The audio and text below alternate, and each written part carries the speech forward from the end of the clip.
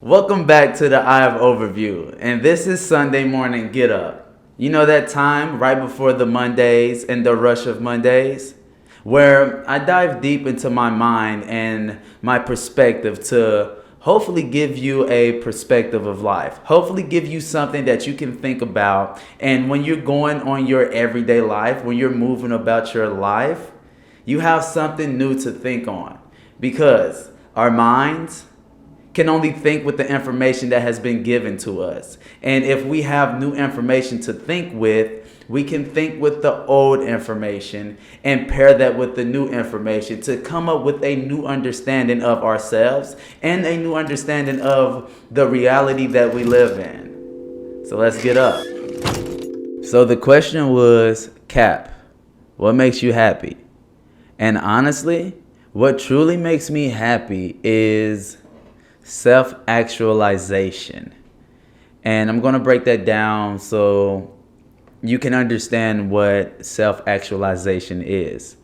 There is a part of self that when you start to understand who you are and what makes you happy outside of everything else, that is where your true happiness lies. That is where you can go through situations, experience situations, but still find yourself and still see your sense of happiness.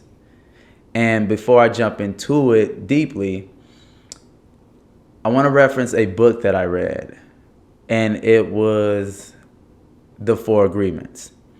This book literally changed my life. I actually listened to this book while I was going on a silent retreat into New Mexico. It was a 3-day silent retreat. And I decided to listen to a couple books that I never read before. Number one was The 5 Levels of Attachment. And then the second one was The Four Agreements. And the Four Agreements, to sum it up, is be impeccable with your word. That means say the things that are true to you and be your authentic self. Number 2 was don't take anything personally. And that is a very hard thing to do because we take things personal for whatever reason. And whatever reason we have for taking these things personal, our minds will back that up with such intense emotions that we'll feel like we need to take said event personal to our core. So that was one of the biggest ones that I have to work on and I'm still working on. And the more that I work on it, it allows me to be happy. And happiness is freedom of the mind.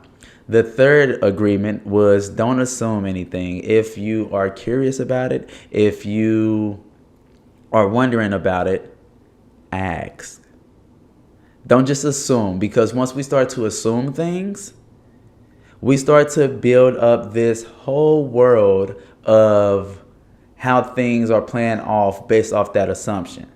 And let's say that your assumption is true, then just go and ask. Ask it before you have to assume, because there can be 1 degree off of that assumption that is wrong. And now you have a whole database and a whole world built up on a wrong assumption. So if you are curious, just ask. And the 4th agreement is to do your best. Try your best every single day. Understand that every single day isn't going to be 100%. Just like some days it's very sunny out, some days it is raining out. Some days you will be at 100% and feeling great mentally, physically, and spiritually. But other days you may have a cold, you may feel down. Just show up 100% on that day. It's not going to look like the other days, so don't compare it to the other days where you were feeling fine. Just show up for yourself. But yeah, those 4 agreements and then the 5 levels of attachment. And the 5 levels of attachment is the first level is your authentic self. Let's say that any event or anything that you are going to play, and for this example, I use volleyball because I love to play volleyball. You're going there to experience it, just to experience playing volleyball. You're not necessarily picking teams, but you just want to play. So your authentic self is within there. The second level of attachment is your preference. Okay, now I would prefer to be on this team, or I prefer this team over that team. And that level of attachment you can easily remove that level of attachment because it's just a preference. I just preference this one over the other. But once the game over, you're still cool with both sides. Now, the third level, and these are getting more into harder levels of attachment, harder levels that are harder to break. And that level is self-identifying. When you start to identify with a certain team, for example. And now let's switch it over to like a football team, because football is huge. And some people identify themselves as that team no matter what. Now, at this level of identifying, the self-identifying, a part of who you are is with this team. So if the team have a bad game, then you're having a bad game. You're like a part of the team.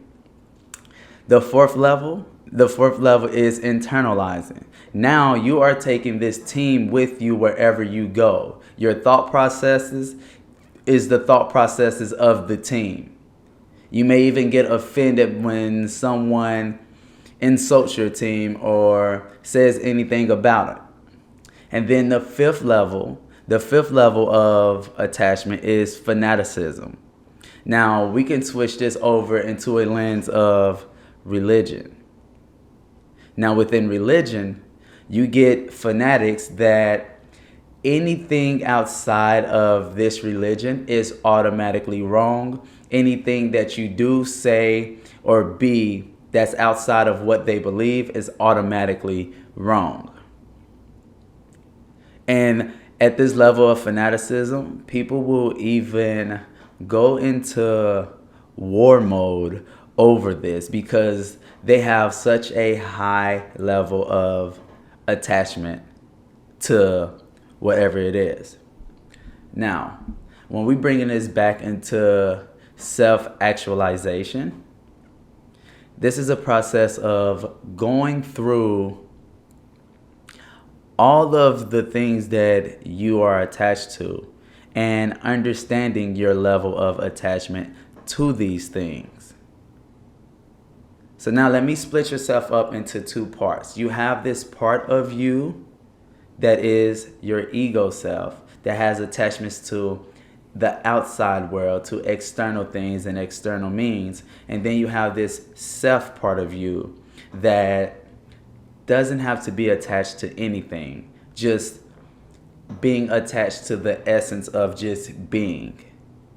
And to further explain that essence of being, imagine if you didn't have access to your senses, to your sight, to your taste, to your feel, to your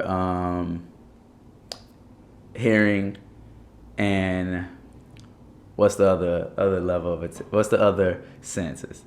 So I got the sight, smell, tasting, hearing, and touching. So if you didn't have all of these senses, but you were still alive, then that sense of yourself, gaining a sense of yourself without those 5 levels, without those 5 senses, that is who you truly are. So you have the ego self that's attached to the external things, and then you have that self within you that's not attached to anything. Self-actualization happens within that self that's not connected to anything. So you are simply loving and identifying yourself for simply existing and simply being. So going through all of your attachments to things and seeing where that level of attachment lies.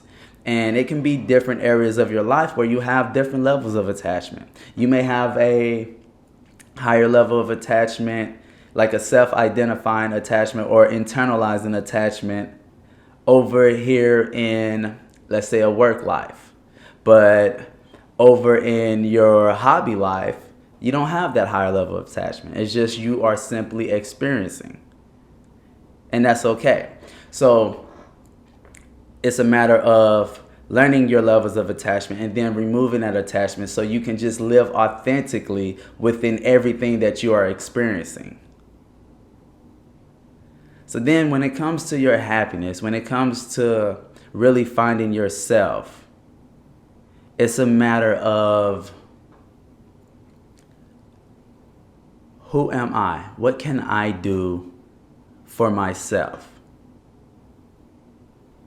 Because in this world and growing up, there were certain times where I think that I would have needed to depend on somebody to make me happy, or somebody had to do something in order for me to be happy. But you do what you can do for yourself first and foremost, all the time. And then after that, after you have exhausted everything that you can do for yourself, because helping people and getting help from people is part of the balance. It's not isolating yourself and saying, I'm the only one that can help me get to where I need to be. We are in this world together, and everybody has different experiences and different perspectives and different expertise on how they do things and how they see things in life. We can tap into them. But depending on them, outside of depending on what you can do for yourself first, will cause you to not live in a happy state. And your happiness comes from your willpower. Your willpower to make the decisions that you want to make for yourself. Or also having the willpower to not make the decisions that's not outside of yourself. And this comes with a lot of mental work. Self-actualization is a journey of mental work. You are experiencing life every single day. Some situations that you want to experience, some situations that you do not want to experience. But nonetheless, you are experiencing life. So when it comes to experiencing life, you have to learn how to mentally process these things in your highest light, in your highest perspective. And when I say the highest perspective, a perspective that will allow you to be free. Every single thing is a perspective. Like I like to explain to people that we all have taken 1,000,000 pictures just to find that one picture. All of those pictures is the many different perspectives that you get to choose from, or the many different perspectives that you have at your disposal. But it's that one angle, that one picture that stands out above all of them, that's like, yeah, that's me, that's the way I want to look, that's the picture right there. Same thing with all of these situations that you experience, even the ones that you want to experience or the ones that you do not want to experience. There's a perspective in there that will allow you to be free, that will be like, yes, that's the perspective that I want. And now that you know that, understand that it's not always easiest to see that perspective. But just know that that perspective is out there. And knowing that that perspective is out there is you understanding the infinite possibilities of yourself. This is part of self-actualization, is knowing that no matter how I'm feeling at the moment, no matter how I'm seeing and perceiving this situation, there's a way that I can perceive it that will set me free, that I can have some growth out of this. And realizing that, and also knowing that over the course of time, sometimes that you may not receive this perspective till later down the line. Sometimes we just have to go through time, and this is why they say time heals. Time heals because by going through the process of time, you perceived it, this situation, and processed it right here in present time.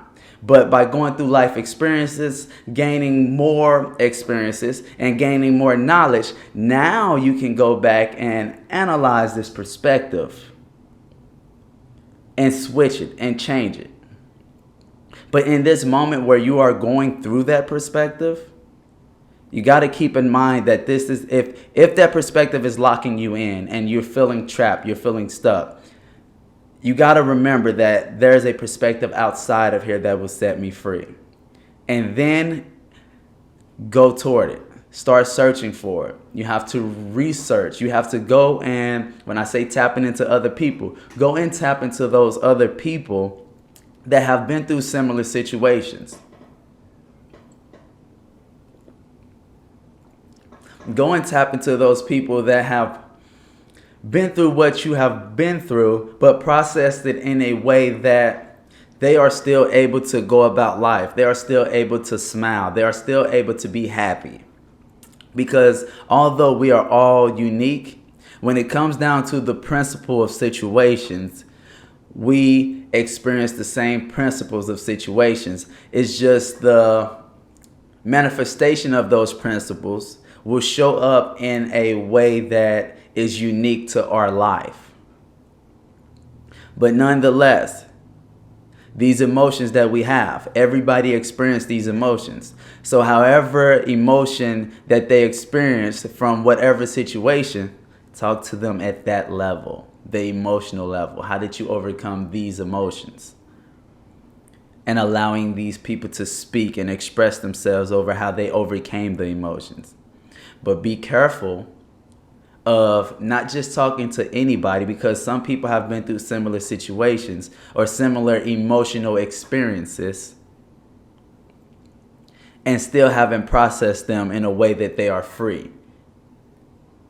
Just because time goes on doesn't mean that time has to heal. Through time, you have the ability to heal.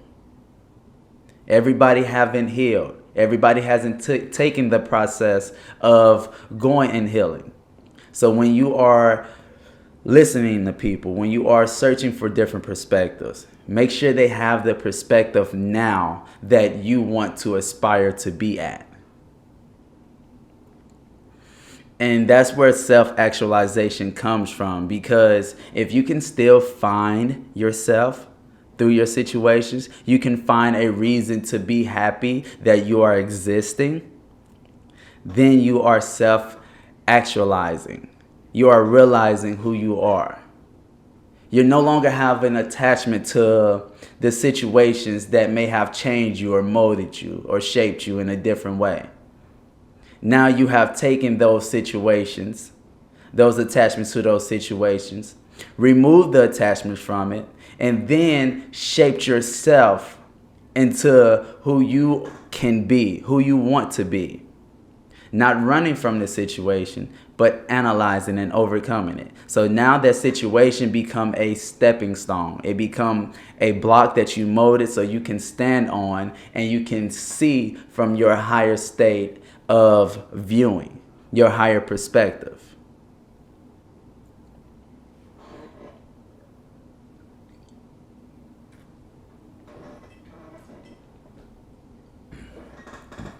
When it comes to realizing yourself,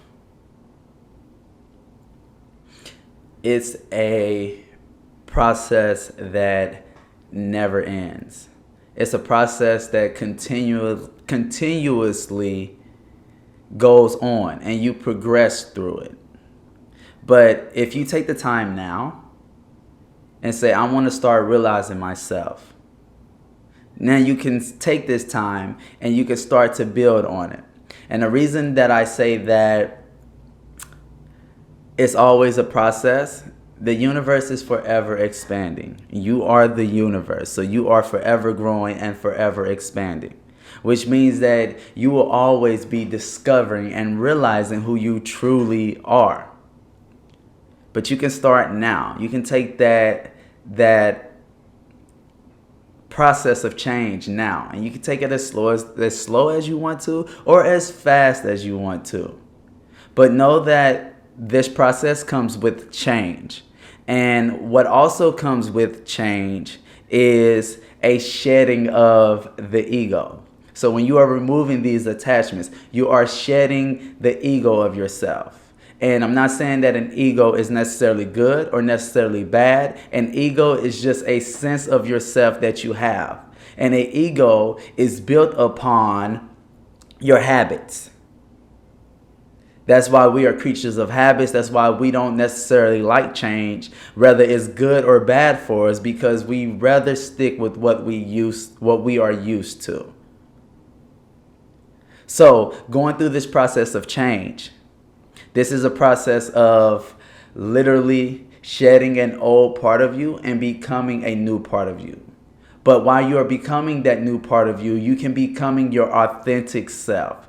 That self that is free, happy, content, and aligned with your highest perspective.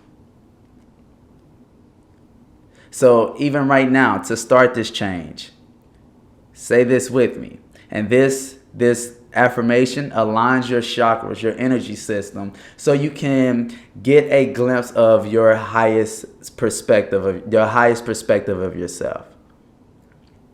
I know a lot of times it's hard to see where my highest perspective is because I have been so attached to the situations of my life and the way that I have processed them.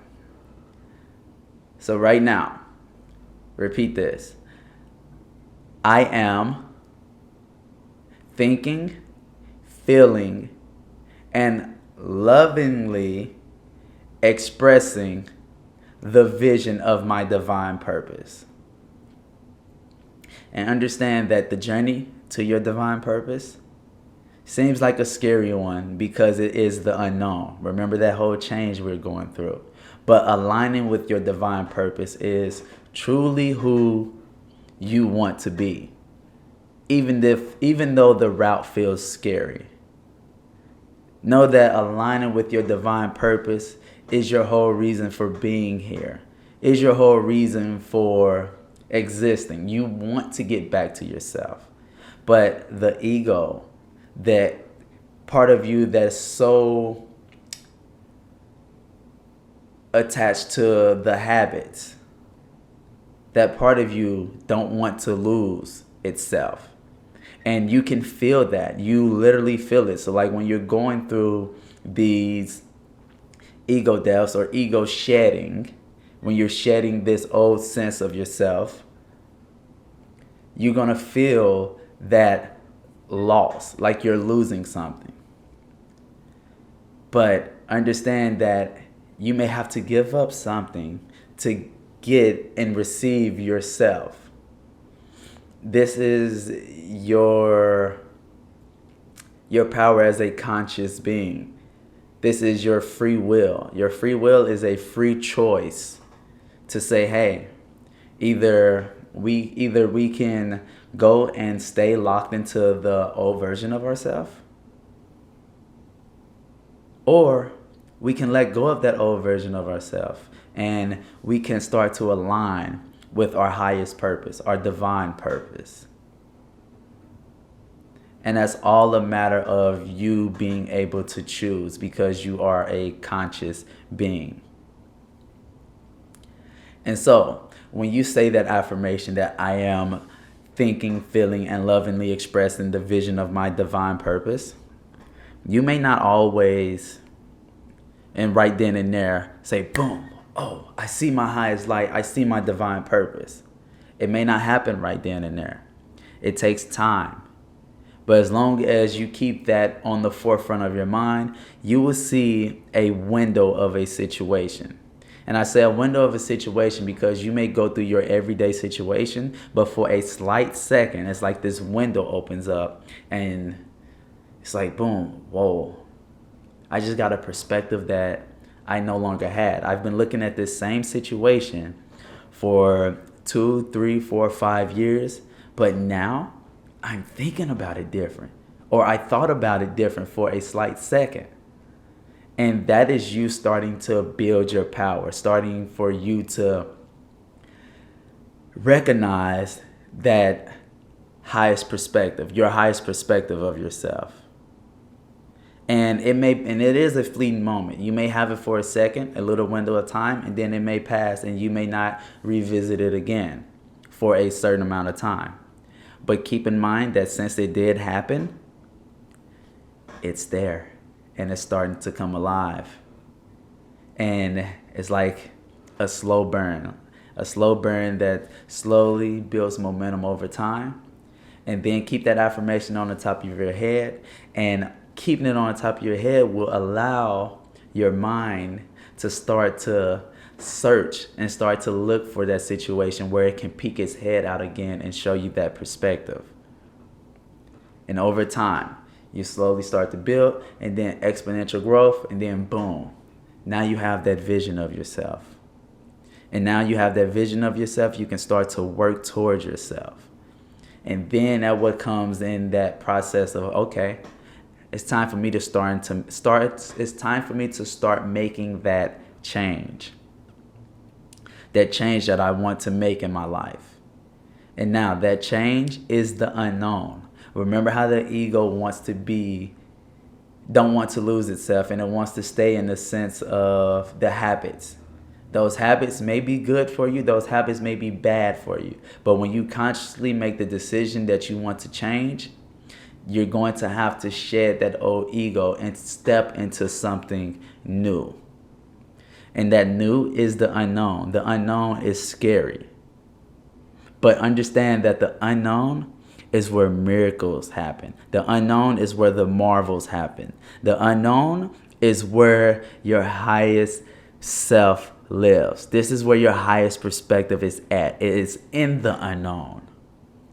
Sitting here waiting for you to attach to it. And so if you start to remove your attachments you start to remove those attachments that's attached to the things that the ego are attached to, and you start to place those attachments into living in the unknown, now your attachments is on a path of discovering yourself. You stop saying, well, I don't want to be attached to doing the things that I've always been doing. And I had a friend who would give me this quote, and it's actually a common quote, is getting comfortable in the uncomfortable. Because the uncomfortable is the unknown. And once you start to place the attachment, which is what you're comfortable with, in the unknown, you are constantly discovering yourself, constantly finding out who you are, and constantly becoming your authentic self. Now, if you stay in that path, you stay in the unknown for a very long time, that vision of your divine purpose becomes crystal clear, to the point where you are living in your truth and you are living within your most happiest state. And now understand that even when you hit that happy state, there's still growth, there's still levels to go.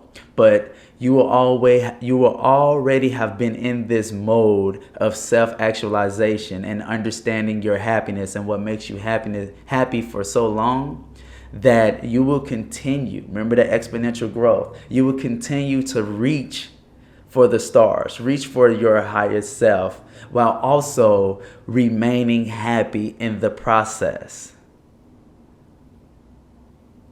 So if anybody was to ask me what makes me happy, it's self-actualization.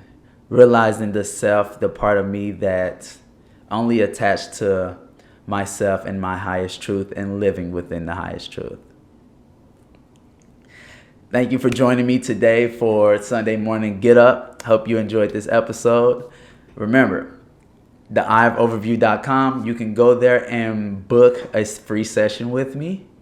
You can book a mental session, mental perspective, a spiritual nature, a body knowledge, or a grounding session where I teach you about yourself, the grounding parts of yourself, the mind, the body, and the soul. And once you have this understanding of who you are on all three of these levels, now you can take the fight on to the world to start to analyze all your situations from a full awareness of yourself.